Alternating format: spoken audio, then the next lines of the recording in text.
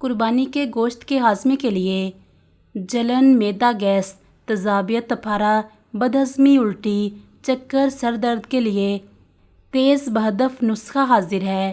نسخہ: نمک لاہوری 5 تولہ، جو کھارا 1 تولہ، نوشادر 1 تولہ، گھیرو 1 تولہ، کالی مرچ 2 تولہ، 7 پودینہ 3 ماشا، 7 اجوائن 3 ماشا، کافور 3 ماشا، سرکہ انگوری 1 پاؤ۔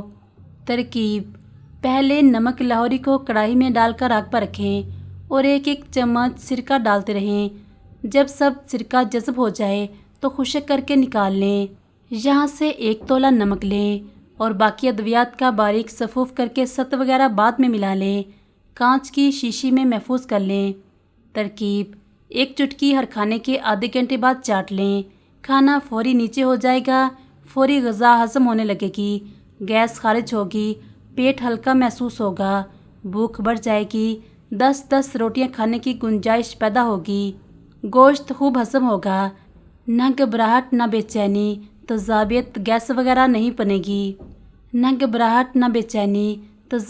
گیس وغیرہ نہیں بنے گی۔ درد گردہ، ریح گردہ کے لیے نہایت مفید ہے۔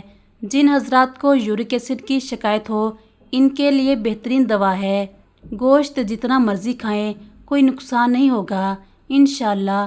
فوری بنا لیں اور عید قرباں پہ استعمال کریں۔ مجھے دعاؤں میں یاد رکھیں۔